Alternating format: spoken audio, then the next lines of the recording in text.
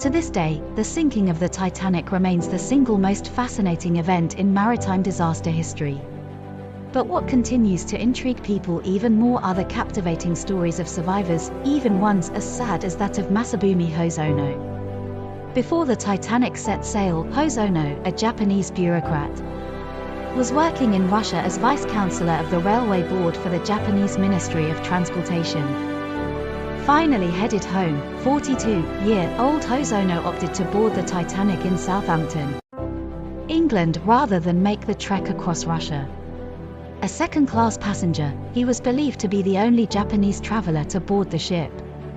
On the cold evening of April 14, 1912, the maiden voyage of the RMS Titanic took a deadly turn when the ship crashed into an iceberg.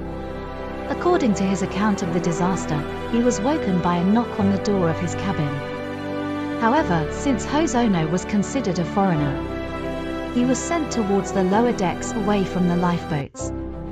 He became one of the Titanic's 700 survivors, while 1,500 perished. Unlike the other survivors, Hosono received a cold welcome from his home country. He was met with harsh criticism from the Japanese press, which condemned men who lived as cowardly and praised the bravery of those who died. According to Metropolis Japan, he was shamed for not adhering to the women and children first principle and avoiding an honorable death.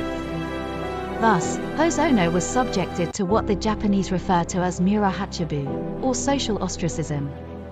He lost his job in 1914. Despite being rehired part-time, the stigma followed him for the rest of his life. Hosono lived in quiet shame as a recluse until his death from natural causes in 1939.